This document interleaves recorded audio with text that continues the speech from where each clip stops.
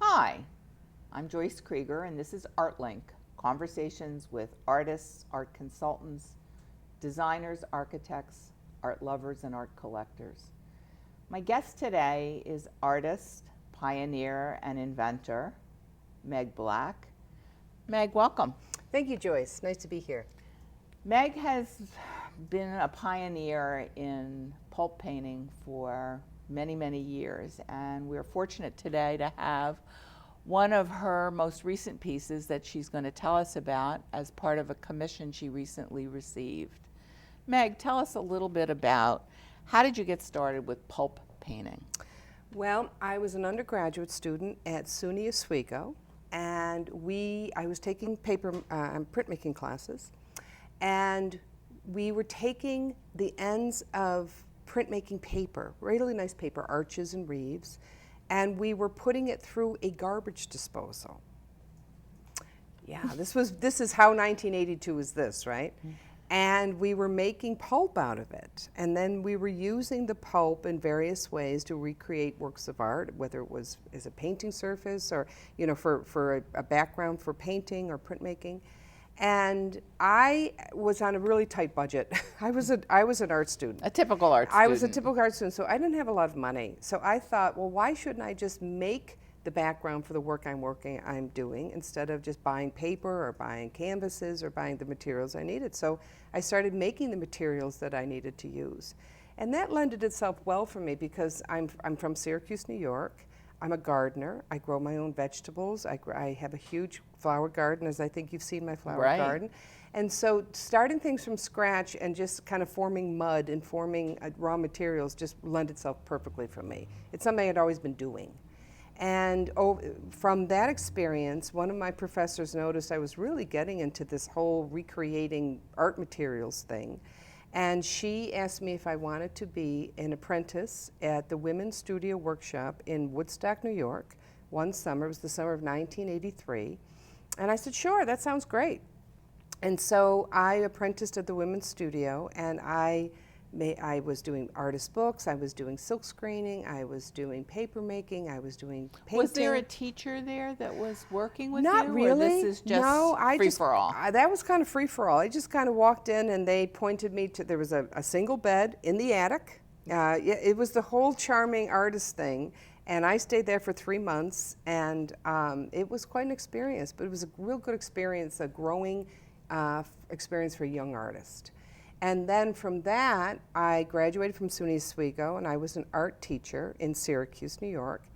And I had heard of a professor at Syracuse University, Margie Hudo, who was working in ceramics, painting, pulp painting, and she was quite successful. She was doing a lot of commission work. She was exhibiting widely. She had a very successful studio with apprentices, and I wanted to be part of it. So did you become one of Margie's apprentices? I did, and what I did was I started out by getting a voucher to be a student in her ceramics class at Syracuse. I figured the best way to become an apprentice for someone is to wow them as a student first. And so I registered for her ceramics class at Syracuse University, and I worked very hard.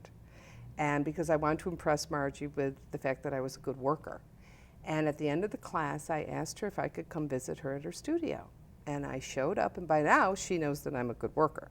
And she let me tour the studio. This is a good lesson for artists listening out there. Yes, I did not send an email. My dad taught us that if you want something, you got to go knock on a door. And I did. I knocked on her door, and I said to her, I was so scared too. And art students should know that I was real scared. But even after all that auditioning, I was still nervous. I said, Margie, I really want to learn how to run a business as an artist. I want to have a successful studio. Could I apprentice with you? Could I work for you? And she said, I'd love to have you work for me, but I can only pay you $5 an hour. And I thought, oh, I'd pay you $5 an hour. So she let me work for her, and it was, again, this was a very important experience. And I worked for her for about 6 months. We developed a long relationship, and she taught me how to run the business of art. how to run an art studio. Can you tell our audience a little bit about what are the tools and materials you use to create something as extraordinary as this? Well, that's kind of again, the inventor pioneer part. It's that necessity is the mother of invention, isn't it? So what I do with these materials, I work with cotton and abaca. And what is abaca? Exactly. Well, you know abaca because you use it every time you drink tea. It is a raw material that tea bag. It's what we make tea bags out of. It's from the inner bark of the banana tree. This is actually from the Philippines, and you cannot break that. You could not rip that. No one can rip that. It's because it's so strong. And abaca, that's why we make tea bags out of it. Right. You're right. You can't do it. It's not. No one can do it. I mean, a 300-pound guy couldn't do it, because those fibers are actually about 10 feet long. You're not going to be able to break through them. No. But then usually I add it to cotton, which is easy to break, or easy to rip. The cotton isn't the problem. So it's the abaca which makes it so strong, though. And again, that's why we make How do tea you bags. get that so that you can add it if you can't break it up? Well, once it becomes wet, once it wets, in water, in my beater, my colander beater that I use, it will disintegrate. But so I actually brought my book here of how this is done, because I'm asked this so often. So I made a book, and what I do is I use that's a beater. It's a Hollander beater, and it's called a Hollander beater because it looks like the water wheels of Holland. Okay, and that when the machine goes around and it beats this pulp. Where do you get something like that? Lee McDonald made that for me. He's in Charlestown, Mass. But you can also get one from Twin Rocker or Carriage House in New York City. We're going to create a lot of competition for you. That's Sorry. right. So I use this beater, and I beat up the pulp. And what it does is it opens up the cell wall of the abaca, and that's why the paintings are light fast. They will not fade, because when you open up the cell wall, the pure pigments I use carbon, calcium, I use titanium. What about for color? That's what I use for color. So the titanium is the white, the carbon is the black. I use, for reds, I use cadmium, so they're pure pigments. Because I'm beating the fiber in the beater, I'm opening up the cell wall. So it's very much chemistry too. I'm opening up the cell wall, and the pigment is going right to the nucleus of the cell. And that's why they won't fade. Wow. Okay, so that's why you need a beater. It's a very expensive machine, but you need a beater like that to do that. And then after the pulp comes out of the beater. You don't use the garbage disposal No, anymore. not anymore. No more. I think OSHA may have shut down the garbage disposal method. And then after that, I pour the pulp onto a vacuum table, which you see there, and that's on screening. I use just your basic black screening so that I get the shape of what I need, right? The water from the pulp will fall through the screening, and eventually that will fall through a hole in the vacuum table. And so that's how I get the background, the size I needed it. This was just a piece of 4 feet by 8 foot screening that I poured this onto, this pulp But the onto. screening doesn't stay on it. No. Once the pulp dries and you have a big canvas of sorts, you just peel the screening off. And then I start to use... Just out of curiosity, what was the basic color of this when you Well, started? it's kind of like a white, because I'm using primarily, if you combine the abaca with the cotton, you're going to get a creamy color. Yeah. And so then to get the colors, to get the paints, so to speak, I take the pulp, painting again, primarily abaca because it's so strong. And in fact, we also use abaca to make ship ropes, canvas shoes, canvas, oil on canvas. The canvas is made out of abaca because it's just so strong. And so then I pigment the pulp with whatever my palette needs to be. And then I use a retainer so that the colors, again, will suck right into that nucleus. And that's what I use to paint with. And my paintbrush is a turkey baster. No way. It is, yeah. I apply the turkey baster over the surface, and that's how I get the different layers. Now, what is this? This is actually pulp, and I'm going to show you how I'm going to lift the pulp in the turkey baster. I'm going to use this piece of cotton right here. And, well, actually, I'll use the abaca because it's a little different color. I just brought white. I figured it would be easier. And I use that to paint with. How do you control it? Well, how do I control it? You know, first of all, you hold it like a pencil you learn to hold in art class. Every art student starts out holding a pencil like that. And no, you can't do that. So you hold it the same way. So that's one thing that actually helps. The lack of control, so to speak, it gives you the control. Because I'm holding the end of it, it's kind of like dancing on the surface, and that's what gives it that more. So first you do one color and then another That's right. color. And I've added a lot of. But this is a brush and paint. No, that is not. That's overbeaten abaca, okay? And the overbeaten abaca means that the abaca has been beaten for about 20 hours in my beater. See that? Oh my God. And when it comes out, it's like a syrup. I don't know if the audience can actually see this is what she just put on. But when it dries like skin, and that's how I get those. The trees were all done with overbeaten abaca. Unbelievable. Yeah. So tell me a little bit about this commission, because I know this was very special to you. Very and I know special, you competed with a lot of people to get this. Yeah. And this is only one of what, six panels, pieces? yes. And how big is this? This is 37 inches wide by 82 inches high. Wow. And the depth of it is a total of 3 inches. So you did 6 pieces I'm like doing this. 6 So like this, yes. tell our audience, how did you hear about this commission? Because artists always want to know about how people get commissions and how they do them. That's right. What did you have to do, and how did you hear about it, and what happened? Well, going back to Margie, this is why I wanted to work with her, because she was getting commissioned. So I had the same question as a 24-year-old. How do you do this?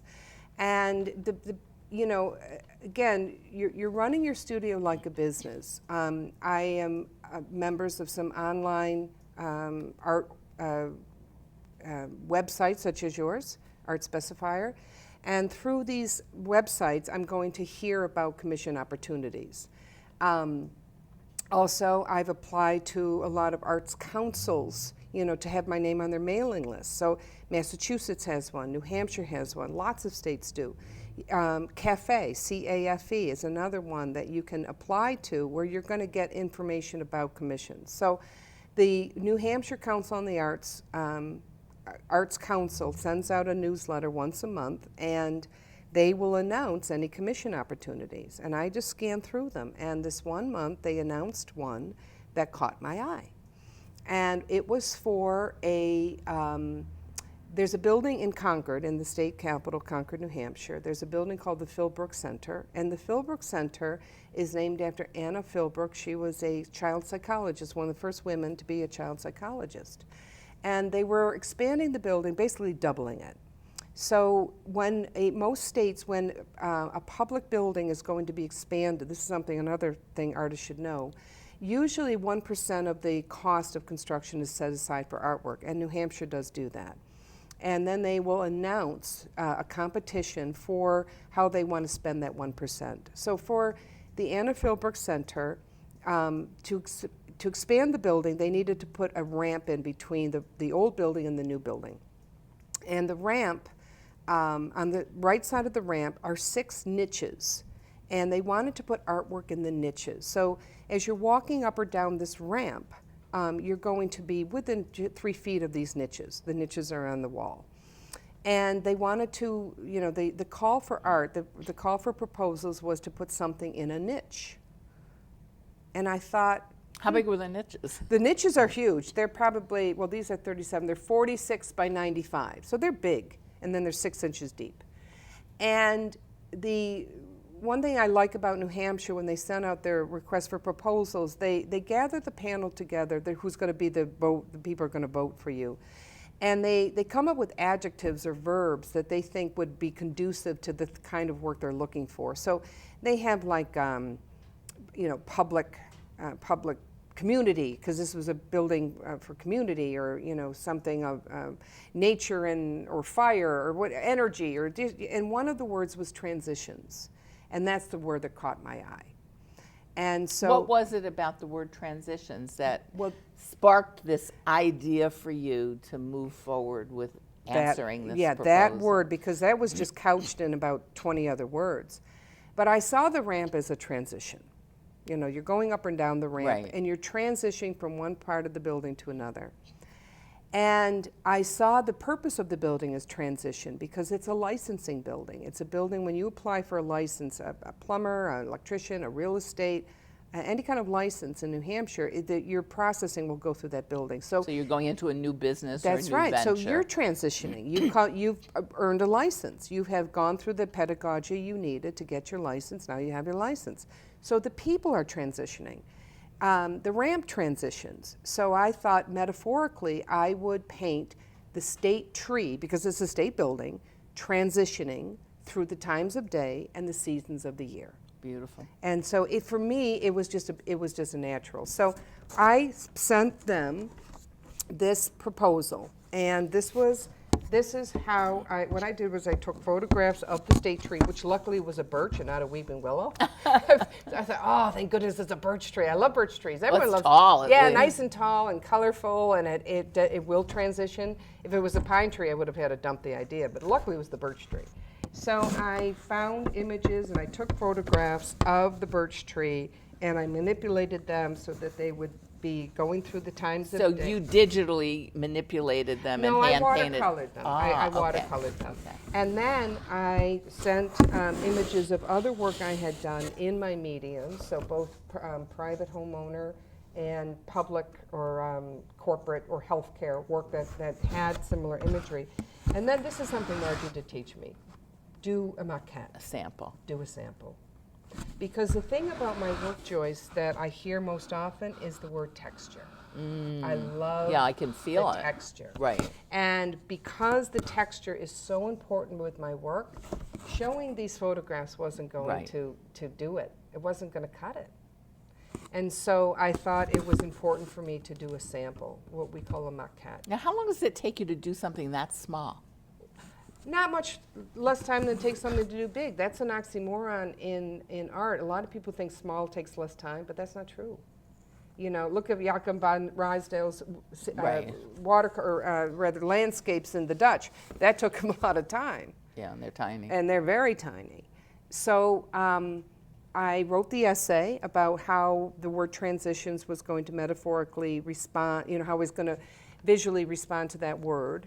And I sent it off. And do you know how many people were? I know there was over 40. Wow. Yeah. And I just want to say this too.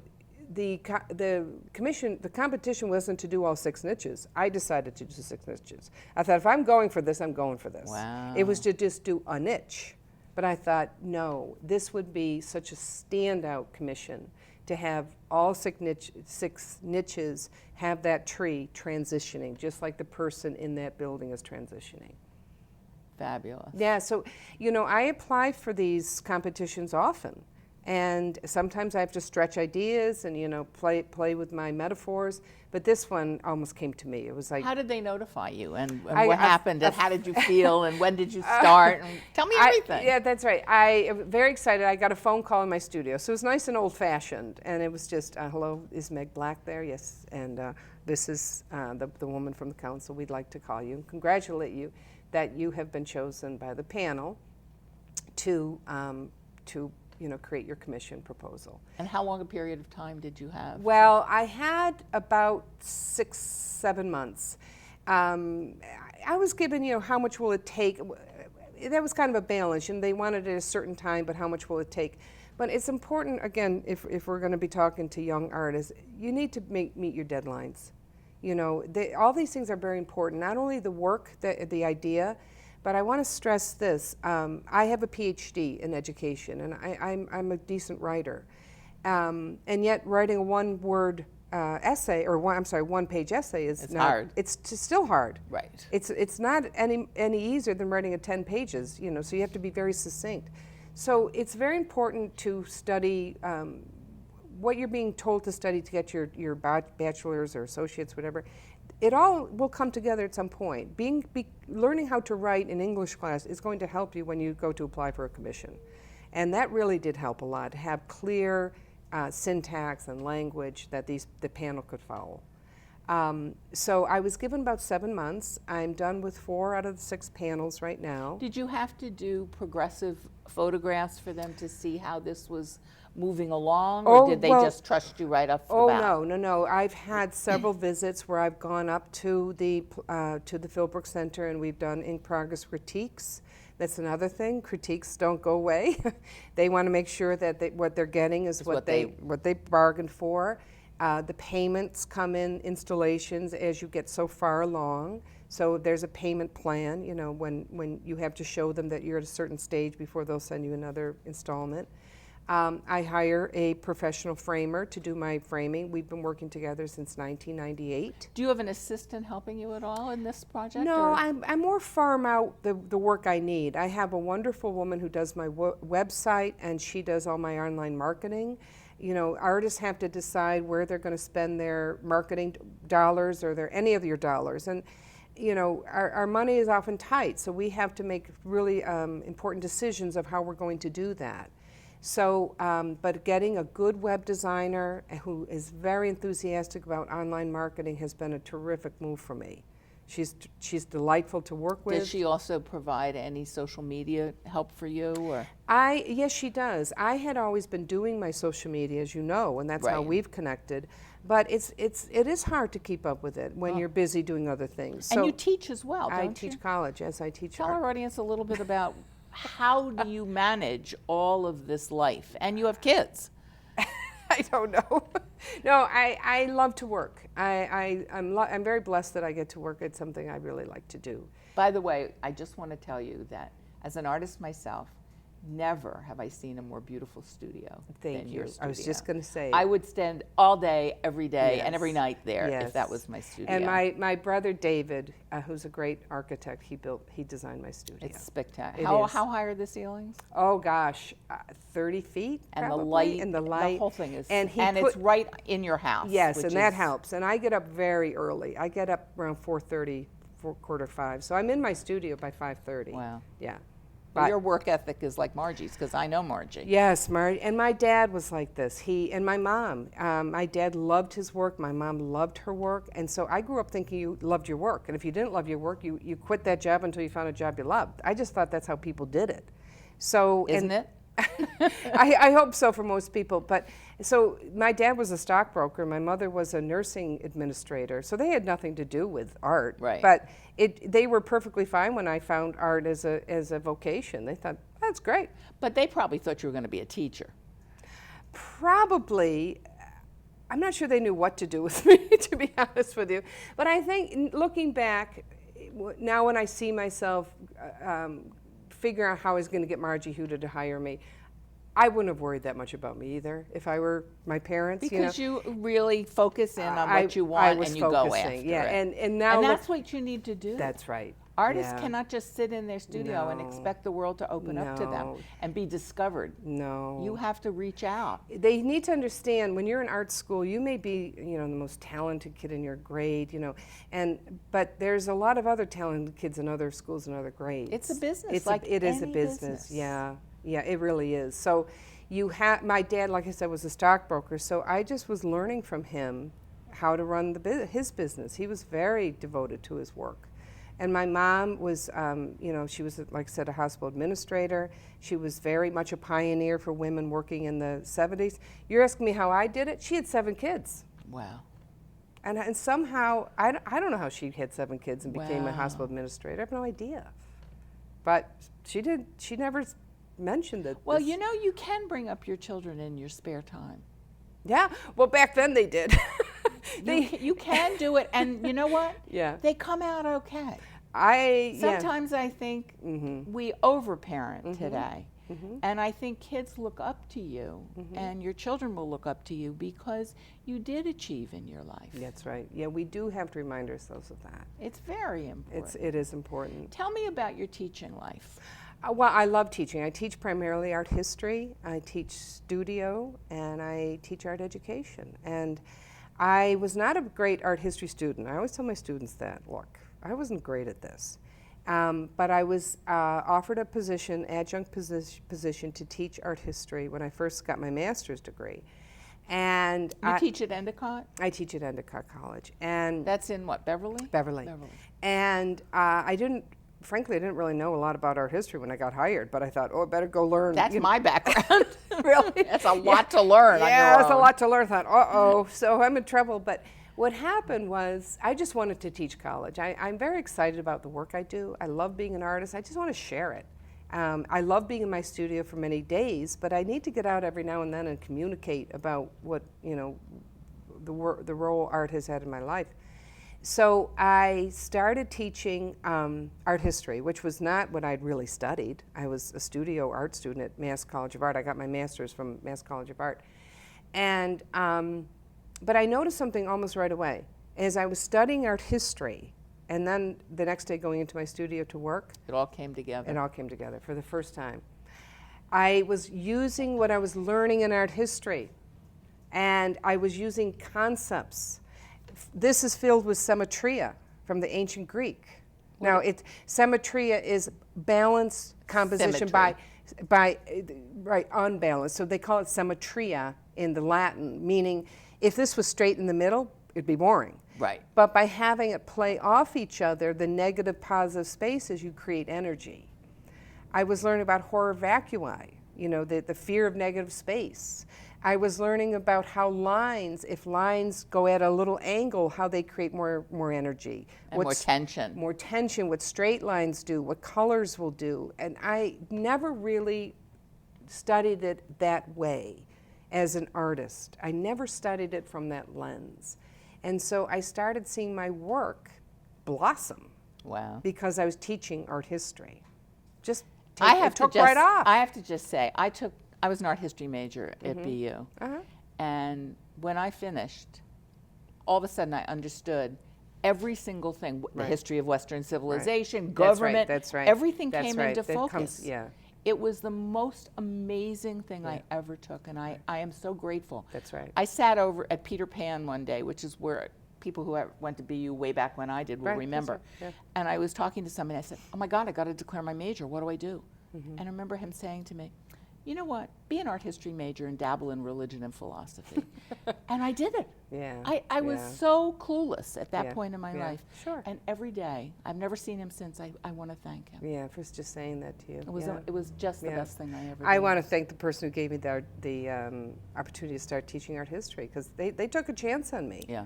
And so what happened was, after I was teaching art history for a few years, I wanted to know what was happening with this art history teaching development of my studio work. What was the name of it? And I went and saw the people at Lesley University, and I didn't have a word for it. And the woman who became one of my mentors said, Meg, you're talking about aesthetics. Oh. I said, okay. I had no idea that's what I was talking about. She said, yeah, that's the way that artists break down the surface of a work of art and consider all the pieces and how those pieces come together, and then they re-establish it into the whole.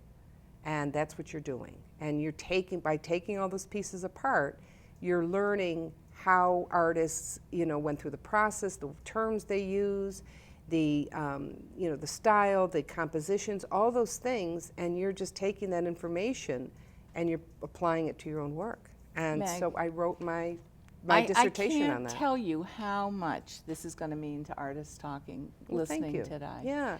Can I ask you one question? Sure, please. Will Yeah. you finish this sentence for me? Sure. Art is. Art is a way for the artist to communicate an idea with and to the viewer, and for them to respond back. Your art is your dialogue. I am talking to the people in the Philbrook Center as they walk up that ramp. As they transition, they see their state tree transition. So it's not an emotional monologue. It's not, I love it, I hate it. That's not what art is. It's a conversation. It's my way of dialoguing with them. And it's their way of stopping and dialoguing back. I can't thank you enough. Oh, thank This you. was a wonderful interview. You Thank are you. marvelous. I can't wait to see all 6 of them together. Thank you. And I appreciate your joining us today. I appreciate you having me.